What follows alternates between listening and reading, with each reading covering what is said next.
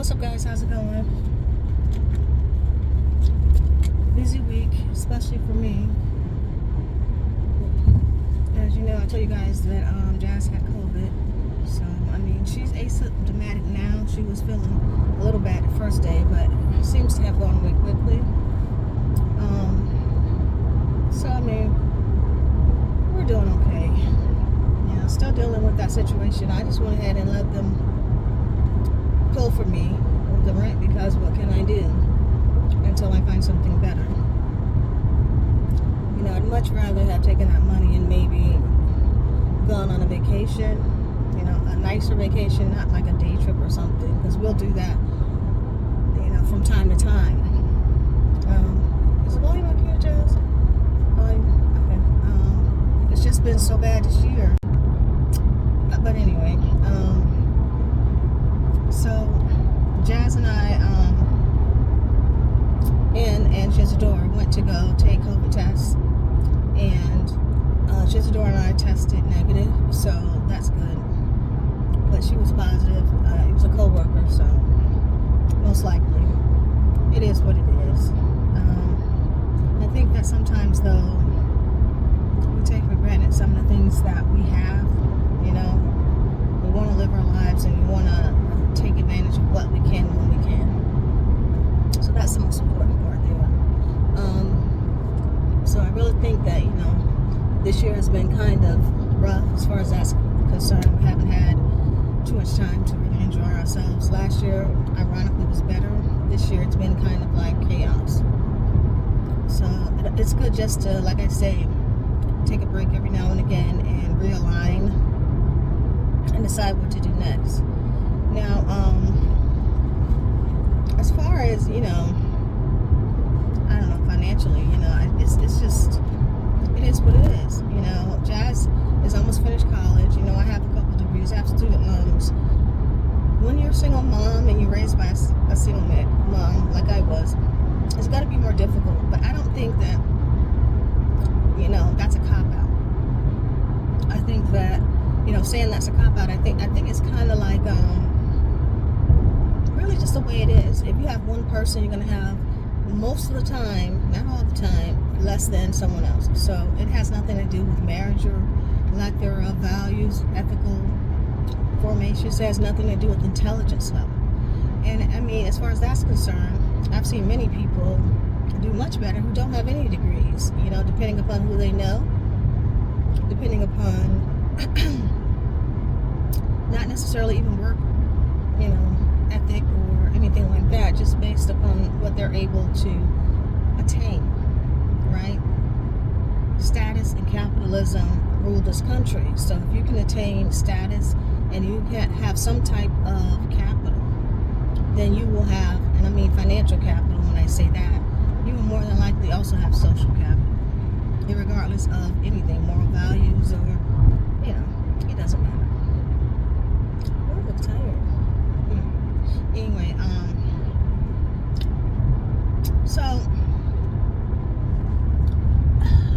what I think is that, you know, a lot of times it's frustrating for me, and I try not to come on the internet when I'm frustrated, or tweet or use Instagram or anything like that, because that's all that you see, right? And I need to take like a day or so off. You know, I see all the things that are happening, and I think sometimes when I do send a message, like I said in a previous tweet, certain folk do see it and they pretend they don't see it, which I don't like.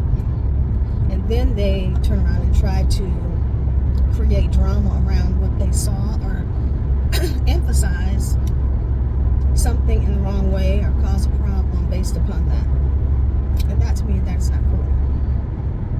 So when I'm, you know, frustrated, it's just, you know, to a point where I'm just like, you know, this doesn't make any sense. It doesn't. Jealousy is one thing, immaturity is another, but then you get to the point where people are actually dangerous because of those factors, and you start to say to yourself, I don't know why. So you start to develop the mindset that, okay, we shouldn't say anything at all. But in reality, I think that's what they want you to do, not say anything. That way they can keep continuing the nonsense. And I don't believe that that's right. I don't believe that you should cause drama in between friends, families, very nice people. I don't believe that you should instigate colorism, racism, sexism. I don't think that any of that is right. And I think if I don't say something, then it will continue. Which is why I continue to post. Because even though, as I said, it's not reflecting in my numbers, somewhat, I still get men in my Instagram constantly trying to talk to me. I mean, whatever. That's cool, but as I've said many a time, Instagram is not a dating site. But trust me, if I wanted to talk to you, then I'd, click on that accept button if I'm not already following you and, speak to you. Acceptance is no, what's what I'm looking for? No automatic meaning of I want your friendship. It's just, it's Instagram, it's Twitter. It is what it is. I will follow up with you. I feel like there's something else, that can be gained from it, just like anyone else, or if I'm interested, which I rarely am. So I mean, I don't care about that. I'm just mostly concerned about the way it just seems as if people are so keen to instigate, and it's almost to a point where it's scary because you're like, it's almost like a threat. And it may be a terrorist threat, We've had problems with incels. We've had problems with, racism in the past. But this is something totally different. It's just strange. It's very strange. I don't even know how to describe it. Police harassment I've had, sexual harassment, you name it. But I've never said to myself, I'm going to be afraid to say what I want to say for fear they might hurt me or someone else. I'm still not afraid, but I just feel that it's like a silent threat. When people feel threatened, they do things that are dishonorable. And I think that a lot of people are keen to jump on the bandwagon and make it into this and that, or the third, or whatever. But it's really not. It's not any of that.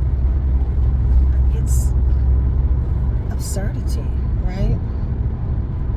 It's absurd. I don't know how to describe it. Like I said, I had to take a couple days off and calm down and say to myself, this is ridiculous. And I don't know how else to describe it. I could go into some other things. I'm just not going to do it. I'm not going to go into the spiritual side. I'm not going to go into the metaphysical side. And I'm definitely not going to go into the sociological side or the psychological side. I'm not going to do that.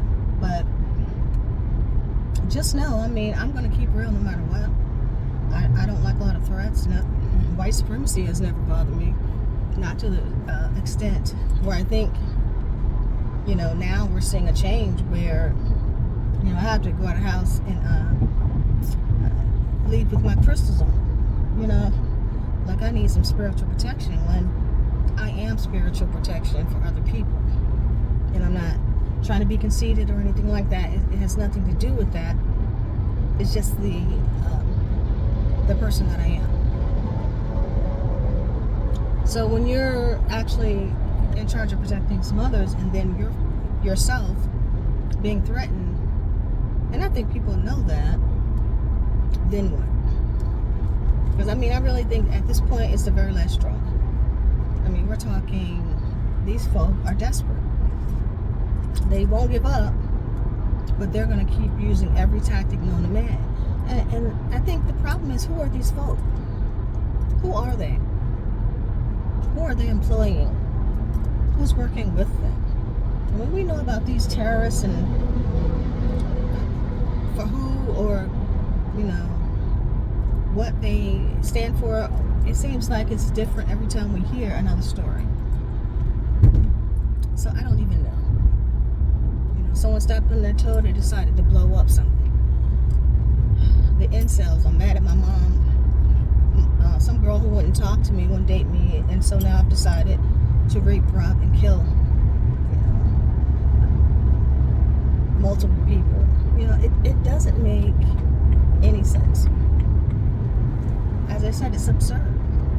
And you don't know where the problem is in order to resolve it, to make it better. But I can tell you one thing, I'm over it. I'm over it. I do have a theory, and I do not want to get into the complexities of that theory. A lot of that theory does involve race. A lot of it involves sex. A lot of it involves ethnicities, okay? So we're just going to leave it at that.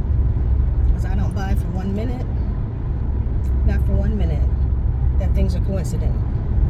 And I mean, why be offended? You know, I want everyone to be careful out there. These people are quite dangerous. And it's becoming really kind of a nightmarish type situation.